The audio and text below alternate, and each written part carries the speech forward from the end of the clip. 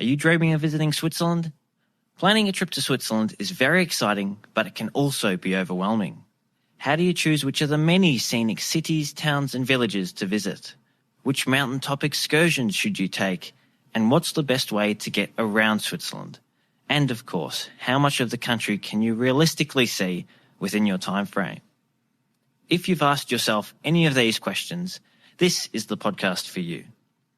This is the Holidays to Switzerland travel podcast, and in each episode, your host Carolyn Schonnefinger chats with Swiss travel experts to answer your most commonly asked questions, provide practical tips, and take you on a virtual visit to the most popular destinations, and of course some hidden gems to help you plan your dream trip to Switzerland. And you'll hear plenty of conversations about Swiss cheese and chocolate too. Are you ready to plan your trip to Switzerland? Well, let's get started. Grüezi, and welcome to episode 64. Today we'll be taking a virtual ride on one of Switzerland's most famous trains, the Glacier Express. This iconic train journey connects the resorts of St. Moritz and Zermatt, passing through some of Switzerland's most spectacular scenery along the way. It's a bucket list trip for many visitors to Switzerland and is one of the most discussed train rides in the Switzerland Travel Planning Facebook group. With so much interest around the Glacier Express, I invited Gabi Aberle from Matterhorn Gotthard Railway back onto the podcast. Gabi was a guest on episode 51, where she chatted about the Gotthard Railway in our episode about Matterhorn excursions from Zermatt.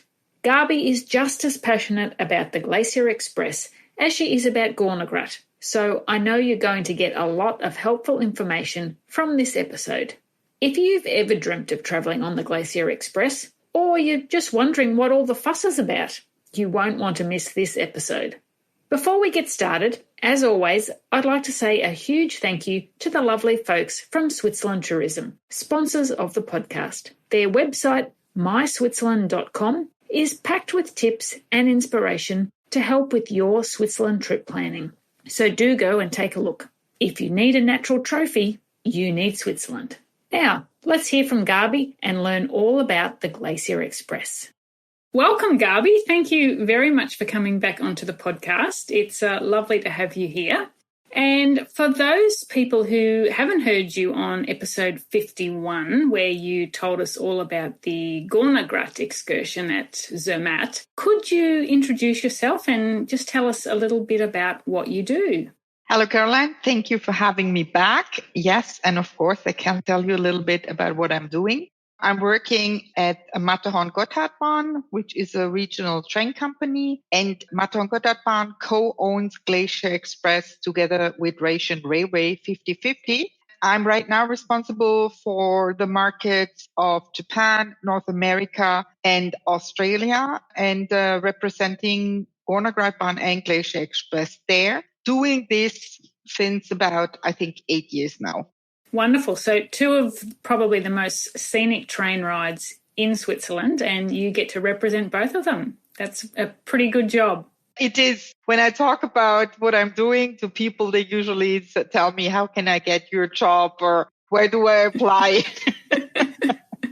I'm sure. So we're here today to talk about the Glacier Express, and it is probably one of the most famous train rides in the whole world, I'd say, not only in Switzerland. So I know a lot of our listeners will have heard of the Glacier Express, but they possibly don't know a whole lot about it. So could you tell us more about this famous train ride?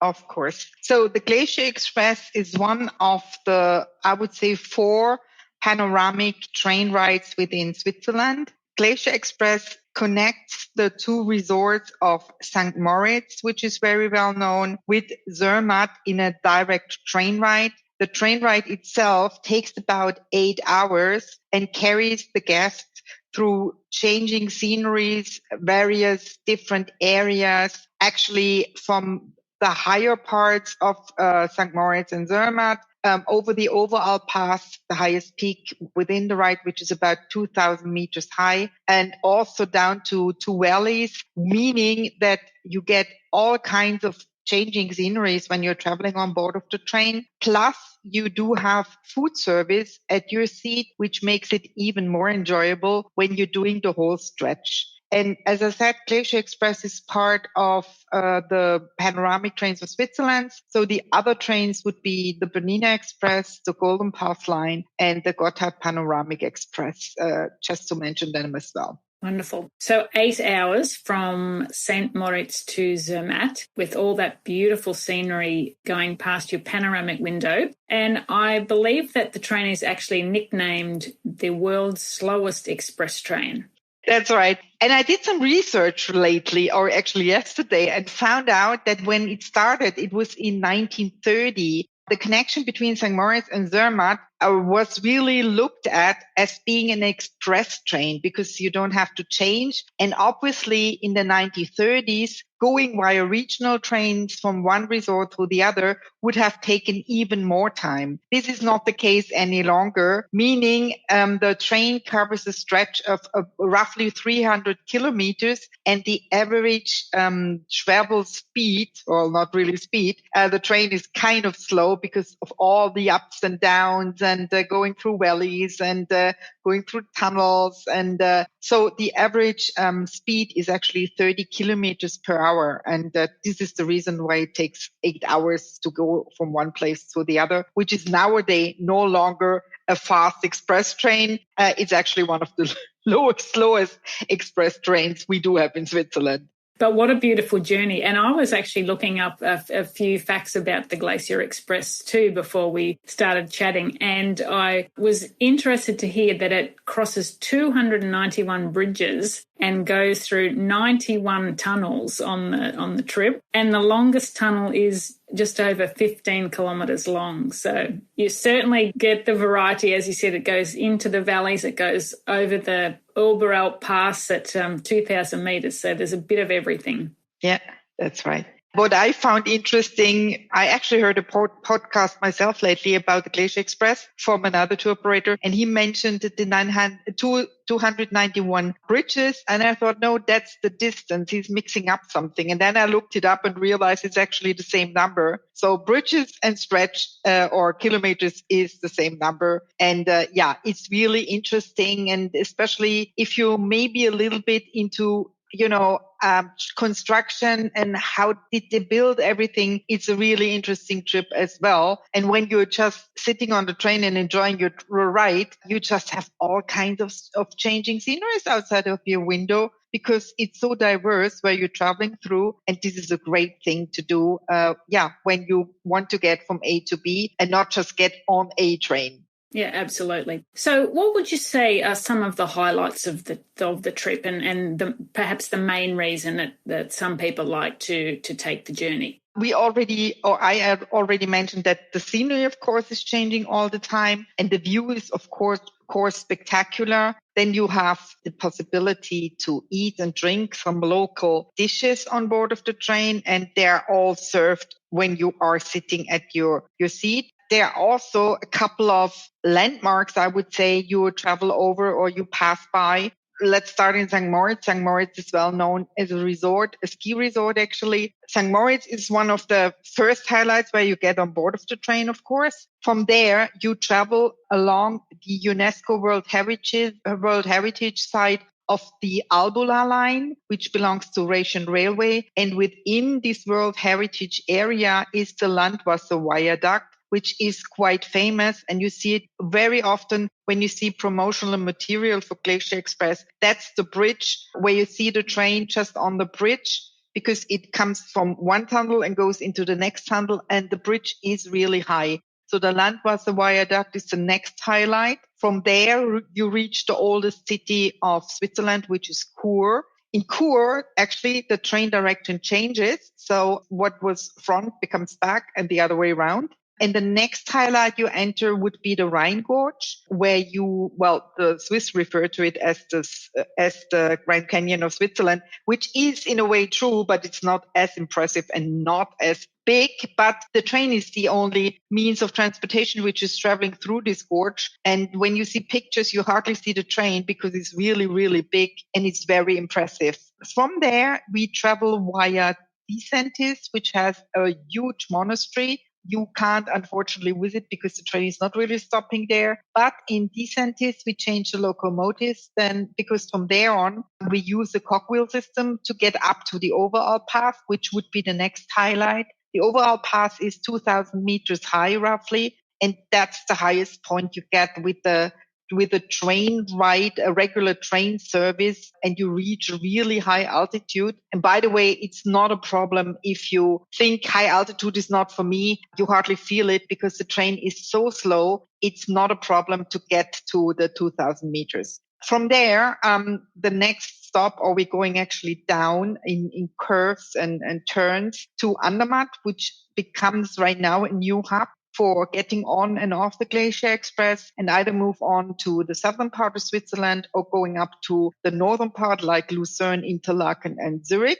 Or you could interrupt the train ride there after like 4 hours. Moving on through the Goms Valley, which is a very typical Swiss valley still. You have a lot of farms there. You see a lot of cows.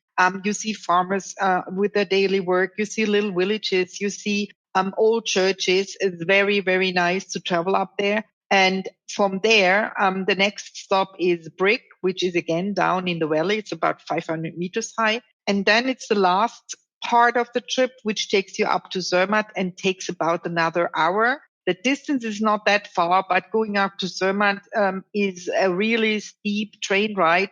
And as I mentioned, we already changed our locomotives to be able to do that. In Brick, you could actually get off as well and see another UNESCO World Heritage area, which is the Aletsch Arena with the world famous Aletsch Glacier. But you don't see it from the train. And yeah, then you arrive in Zermatt, world famous Zermatt with the Matterhorn. And after those 8 hours, you have traveled through a lot of different Swiss sceneries.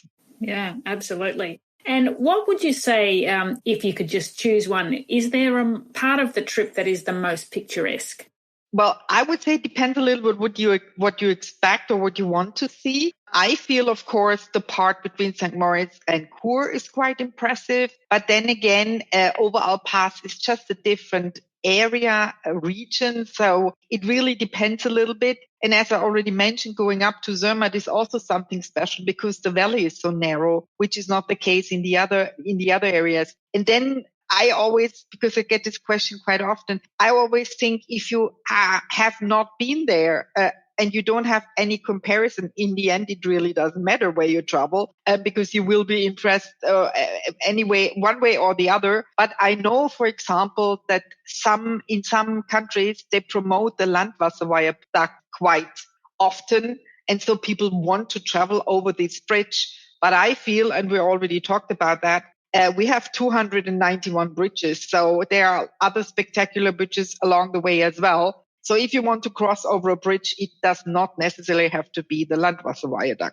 Absolutely. And that's a great point that you make there too about if you haven't been to Switzerland before and you've got nothing to compare it by, the whole trip is just going to be spectacular. And it's the whole experience too, isn't it? Hopping on in the morning and then hopping off in the evening after travelling through such a beautiful route. So what can our listeners expect on board in terms of the services on the train and the different classes and so forth? Well, on board of Glacier Express, we have of course, first and second class.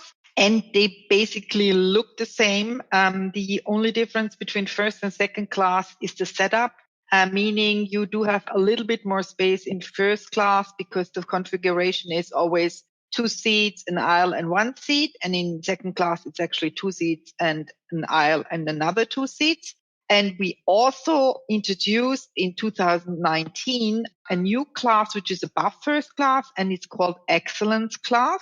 So Excellence Class is our premium product selling very well. And the difference between first, second, and Excellence Class is basically that in Excellence Class, food and drink is included in the supplement you need to pay for the seat reservation. We also have the possibility to have wheelchairs on board. We even do have a wheelchair accessible bathroom in one of our first class carriages. And even if you do have a second class ticket, you would be placed there and you would travel in first class because that's just the only carriage which has this special toilet. So yeah, this is a possibility. But if you are in a wheelchair and you need to get on board of the train and you can't walk, you would need to get in touch with the rail service so they can make the proper arrangements. If the wheelchair is just because you can't walk that good, then you can probably get on board of the train yourself and then back to the wheelchair. But I would always recommend to let the rail service know that there will be a wheelchair with this reservation.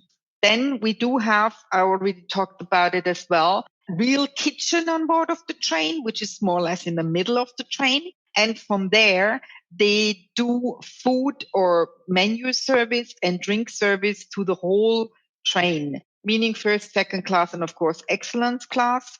Having said that, I would like to mention that you are not forced to drink and eat on board of the train. If you feel like it, you can actually go to the next supermarket, buy something there, like a bottle of wine and some cheese or whatever it is, and bring it on board of the train. You're not forced to order something there. Most people who a little bit on a budget usually bring some drinks, bring some snacks and order drinks, and that's it. But you can even bring your own drink and you can bring your alcohol if you feel like that. And one thing you didn't mention there about excellence class, you mentioned that the food service is included, but I think you should tell everyone how many courses that actually is. Oh, yeah. Okay. Well, it's not only that the food service is included. It is a 6-course menu, which is included in the service as well, plus fitting wines to each service, meaning also the wine, or if you prefer beer, is included in the service. 6 courses are basically, when you get on board of the train, you get like a little starter or get some starters and a glass of champagne. And then in summertime, it's salad, and in wintertime, it's soup. That's the next course. Then there is usually a cold course, which usually is trout. Then there is the main course, which is steak. Then there is chocolate cake as a dessert. And after chocolate, there is a cheese plate. And then you're done with your lunch. But at around 4:00, they also have a tea time service. So this kind of rounds up your day. And your last course is the tea time course, or the tea time, which is all included in the price. But I mean, Caroline, when we're talking about that, prices are a little bit different, but we get to that, I think, a little later on. So I will mention the prices for excellence class there. Wonderful. It certainly sounds like you would not get off excellence class feeling hungry. And usually you're also a little bit tipsy, I have to say. Because I mean, every meal, even if it's only a small glass, comes with a glass of wine. So, and you can get more wine if it's not enough for you. So yeah, if you arrive at one of the 2 starting points, yeah, you usually feel really good, and we usually have very pleased customers. So yeah, that's something which is happening as well. Wonderful. So you kind of touched on this before when you said that when the train goes from St. Moritz to Höör, that there the direction changes. But I was going to ask you, is there a best side of the train to sit on? So let's say if someone was travelling from St. Moritz to Zermatt, should they try, if possible, to sit on a particular side of the train? Because of, especially from St. Moritz to Chur, the train is turning all the time. So it's going down with turns and tunnels, and what you have it. So the side is changing all the time as well. The next part where this is happening is from the Oval Pass down to Andermatt. But from Andermatt, it's more or less straight onward. As the carriages are having those overhead windows, I don't feel there is a good or a bad side, to be quite honest, because when I think about it, there's usually the train is in the middle of a valley. And yes, on the right hand side, you see different mountains than on the left hand side, but still you see the mountains. So I don't feel that there is a good side where you should try to sit on. No, I don't think so. Okay, well, that's great to know. So let's talk about the tickets. For starters, let's just talk about the individual tickets. If someone doesn't have a travel pass and they're just going to buy a ticket for their journey on the Glacier Express, how far in advance can they buy that ticket? I would like to emphasize that it's not the ticket tickets which are the problem. The problem is this, well, not the problem, but the bigger issue is the seat reservation. So in all of Switzerland, if you are an individual traveler and you just want to buy your tickets and your seat reservations for Glacier Express, the seat reservation can be done 3 months prior to travel date for individual travelers. The tickets, which are usually not an issue at all, can only be bought 2 months prior to the travel date. So what you want to do is make sure that you get your seat reservation and don't worry about the tickets. You will get some ticket, whatever it is in the end. The ticket is not the issue. The seats are the issue because the Glacier Express is still in very high demand. And as we expect that the Asian markets are coming back stronger this year, this will not really help when it comes to available seats. So you're suggesting that people try and book their seat reservations as early as they can, so 3 months in advance if possible. Yeah, exactly. Okay. Yeah, and they do that on the Glacier Express website? They can do it on the Glacier Express website. They can actually also call the rail service, which is the reservation team. They can do it when they are already in the country at any SBB station. They also make the reservation. I would never recommend to get to the train and try to find empty seats and try to get on board of the train because you are for some reason already in St. Moritz or Zermatt or somewhere in between. This is usually not working. But to make the reservation, I would recommend the website, which is probably the easiest way to do it. What you would need as well is a credit card because you need to pay right away for the mandatory supplement. Plus, we also need to get your personal data like name and birth date. If you put that into the system and everything is okay, and you can actually choose when you go on to the website your seat with a seat plan, you get the confirmation and that's it for the moment. So yeah, you have everything printed out for your trip, and that's what I would recommend. Go on the website of Glacier Express, which is www.glacierexpress.ch, and that's it. Okay. And so if the travellers just need to print out that seat reservation and show that to the conductor on board? I recommend to print it out for some totally different reason. We don't have a Wi-Fi or internet accessibility all the time on board of the train. So if the conductor shows up and you are in a so-called hole, Funkloch, we call it in German, then you can't get, unless you have a screenshot or something, you can't get it from your phone. And this is why I always recommend print this stuff out. You're on the safer side. So for people that are travelling with a Swiss travel pass, I just want to let them know what's required. So the Swiss travel pass covers the actual journey on the Glacier Express, but they also need to purchase a seat reservation. Is that correct? That's correct. Meaning if you have Swiss travel pass, you just need to pay for the seat reservation, which makes the ride, if you really do the whole stretch, kind of not so expensive. Yeah, absolutely. Okay, so can you tell us then what those seat reservation fees are for the different classes? I just want to mention something else in this regard. If for some reason you have a second class Swiss travel pass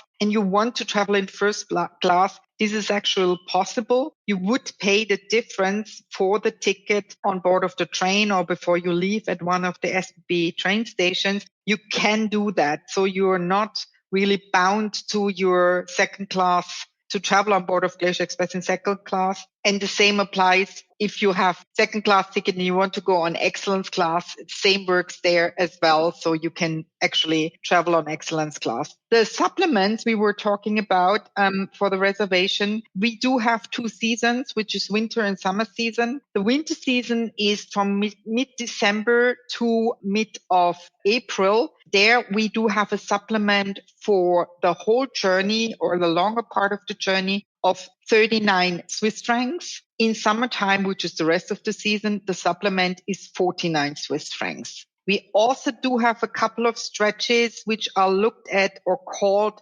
short journeys, there the supplement is like 10 Swiss francs less. So in winter time, for example, that would be the stretch between St. Moritz and Chur. And then for this so-called short journey, you would pay in winter 29 Swiss francs and in summer 39 Swiss francs. I was already mentioned excellence class, and here comes the reason why not everybody's booking that. So the supplement for excellence class, and you can only book it between St. Moritz and Zermatt or the other way around, is 470 Swiss francs. And again, it includes a lot of services, but it's probably not for everybody. But if you do have a Swiss travel pass, that would just be what you need to pay when you want to travel on excellence class. And the Swiss travel pass should be first class.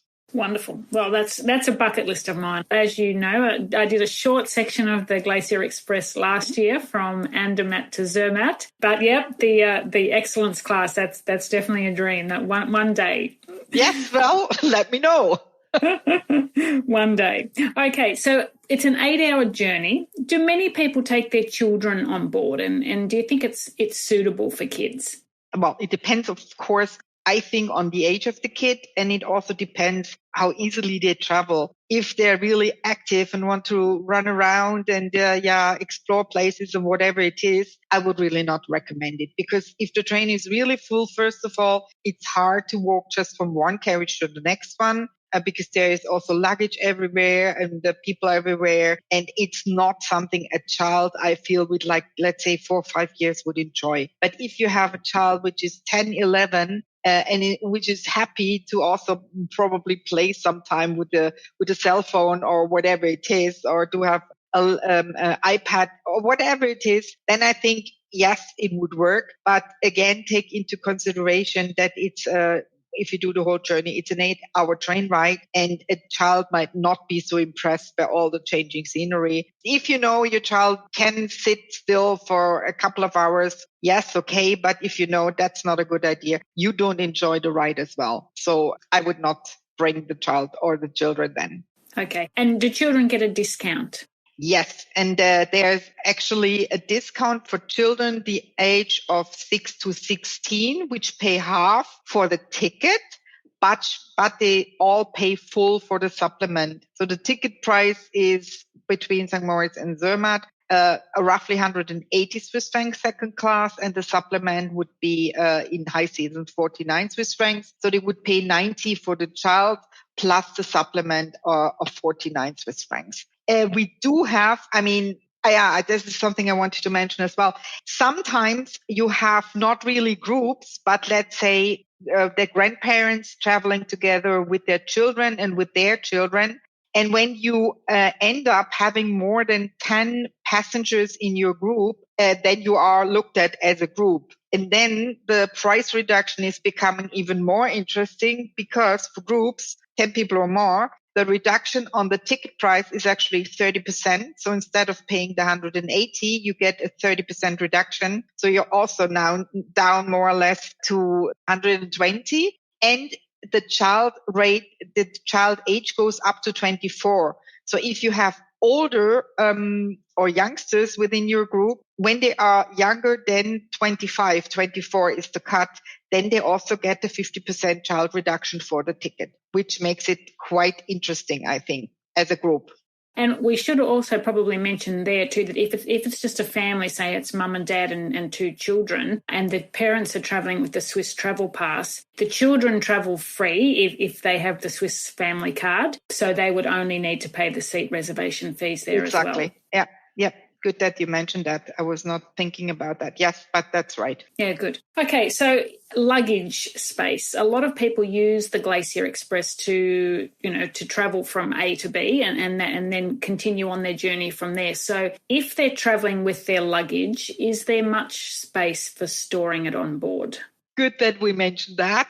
And I know, especially when you're coming from Australia or New Zealand or wherever it is, you have a lot of luggage because you usually stay not only 2 nights. We right now do have a problem with luggage because people tend to bring, 3 or 4 suitcases. And then, yes, we run into problems. But generally spoken, there is a luggage storing area when you enter the carriage on your right and left-hand side. So yes, there is space available. There is also additional space between the seats or under the seats as well. But if you're really traveling with 3 or 4 suitcases per person, I'm talking, not about for a family. I mean, then everybody has one suitcase. You also need to know that we don't have help when it comes to luggage storage, meaning it's up to you to get all the luggage on board and then find space to store it. The conductor will help you if it's really too much, but we have not a lot of space for luggage on board of Glacier Express. And is there a luggage transport service that people can take advantage of? There is the possibility to have your luggage brought from one hotel to the next one within a day. So that's what I would recommend if you really have a lot of things to carry with you. Use that and have the luggage brought from St. Moritz to Zermatt, so you don't have to carry it. Don't worry about it, and just bring a day back, and then you're good. And that's probably the best way to do it. That sounds like a good idea. How many services of the Glacier Express operate each day in each direction? We do have in wintertime one service in each direction. Wintertime again is till mid of April. Then in mid of April, it changes and we go up to 2 trains per direction every day. And then around May, we increase the number of trains operated to actually 4 per direction. Whereas I have to say that 2 of those 4 trains are not going the whole stretch, going only part of it, but they cover the stretch between St. Moritz and Brick. And then the other direction is Zermatt to Chur, which is what a couple of people do because they want to get off at Brick or Chur and then travel on to other parts of Switzerland and not doing the whole stretch. If you do the whole stretch, you have basically 3 services every day doing that. I also want to mention that Excellence Class, which only has 20 seats and is 1 carriage, is only operated once a day with 1 carriage each direction. So if you look for having a seat there, and I forgot to mention, Excellence Class can book all year round. So if you plan to travel on Excellence Class, you can book it now for, let's say, next year or this year, September. It's absolutely possible. Excellence Class is bookable all year round. Okay. Oh, that's great to know. Yeah, I forgot to mention that. Sorry. That's okay. We know now, so that's great. That we'll definitely keep that in mind. Is it possible to break the journey? So I know you've talked about before about people maybe getting off at Zermatt and going to other places in Switzerland. So just travelling part of the distance on the Glacier Express. But if they wanted to, say, stop there overnight and then resume their Glacier Express journey the next day, is that possible? And how would that work from, let's say, if they were buying an individual ticket? Can they buy the through ticket or do they have to buy 2 separate tickets? No, they could buy the through ticket, whereas when you do buy 2 separate tickets, should be the same price. So that does not influence your stopping or not. What does influence it is the fact that if you break the journey, you need to have another seat reservation for the next day. And this means you pay the seat reservation fee twice. And depending on your budget and what you really want to do, I mean, thinking of Andermatt, there is no through train to St. Moritz. That is true. But you could take a regular train the next day and change in Chur to St. Moritz. And for Zermatt, it's actually a through train. It takes also a while because it stops basically at every village along the way. But in regards to luggage and everything, you could take a train from Andermatt all the way through to Zermatt, which is not a Glacier Express, but runs obviously on the same tracks. And does the Glacier Express run all year round? It runs more or less all year round. We do have a break mid of October till beginning of December, in which we use for construction work. We use it for maintenance work. And in former times, it was actually the season where we did not have a lot of demand. It changed a lot in the last couple of years, but we still have this break, which we need for, as I said, maintenance, and mostly because of construction work, which needs to be done before the first snow falls. And this is the window we do have to do that. Okay, great. Now, if someone is staying, perhaps, say, in Zurich or Lucerne or Interlaken, and they don't have time in their itinerary to do the whole section or the whole journey from St. Moritz to Zermatt or in reverse, can they just do a part of the journey? And what would be the easiest place to start from those locations? Well, if you are in Zurich, it can be done from all three locations. It's going to be a long day, but it can be done. When we think Zurich, it would be either going to Chur and then further on to Brick and get off there, which is basically like a 4.5 hour journey on board of Glacier Express. But you do have the Rhine Gorge and the Oval Pass included, and then back to Zurich. The trip from Chur to Zurich is about 1.5 hours, and from Zurich to Brick is about 2 hours. And then the in-between part I was talking about, but that's absolutely doable. If you start from Interlaken or from Lucerne, Interlaken would work with Brick as well, and then either traveling all the way to Andermatt, which is looked at as a short journey, so the supplement would be less, and from Andermatt then going back to the central part of Switzerland. Same applies for Lucerne, but you could also do it the other way around. You could get from Lucerne to Andermatt, travel to Brick, or Chur, works both, and then go back to Lucerne and spend your night there. But again, it takes a little bit of time, and the day is quite long. But yes, you can do day trips from all three locations.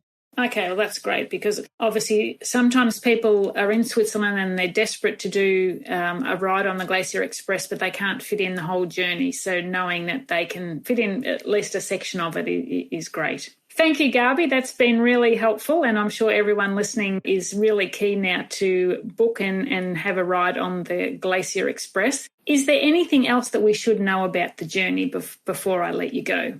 I mentioned more or less everything already, which I put here in my notes. The only thing I did not mention, and probably want to emphasize that, we did a refurbishment of the whole train, meaning first and second class are now really up to date. And the blueprint for first and second class was actually excellence class. So all three classes have, we call it Alpine chic, have now a lot of wood inside of the carriages, have a lot of local stone actually inside of the carriages, and look totally different from what you might know when you have been on the train a couple years before. So I highly recommend to repeat this journey, of course, because now the interior is really nice. And although I should not mention that, I do it anyway, do have now windows which can be opened, and for photographers, you get really nice or good pictures without this mirror effect on the windows. And one of the bigger windows we do have is actually in the bar carriage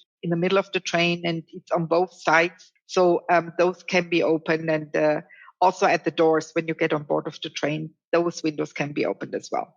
Oh, wonderful. That's great to know. And I'm sure all the photographers will be happy to hear that. Yeah, I think so. Thank you very much, Gabi, for taking the time to chat to us today. I'll include a link in the show notes for the Glacier Express website so people can find more information if they need it, and also to book those all-important seat reservations. Yeah, and book it as early as you know your dates. Absolutely. Thank you so much. Thank you for having me. Bye. Bye. Is a ride on the Glacier Express going to be a part of your Switzerland itinerary? It's certainly a journey you'll never forget. But do take Gabi's advice and make those seat reservations as early as you can, as it would be so disappointing to miss out.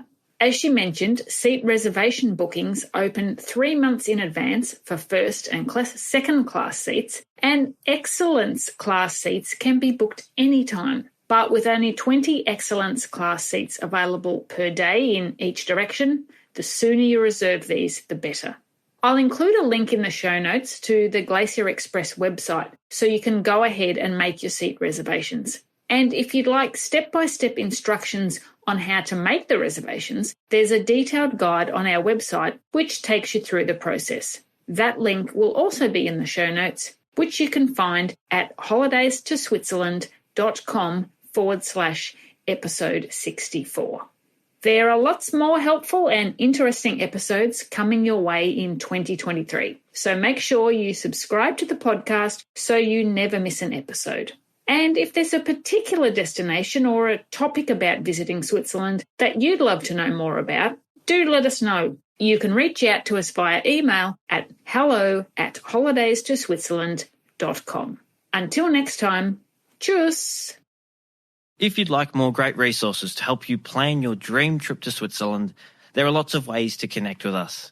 Visit our website holidaystoswitzerland.com, sign up for our monthly newsletter, or join our friendly, helpful community of past and future travellers in our Switzerland travel planning group. You'll also find the links to connect with us in the show notes for this episode. Show notes and a list of all previous episodes are available at holidaystoswitzerland.com/podcast. Don't miss out on your fortnightly dose of Swiss travel inspo. Hit the subscribe button on your favourite podcast app so you never miss an episode. And if you enjoyed the show, please leave a rating.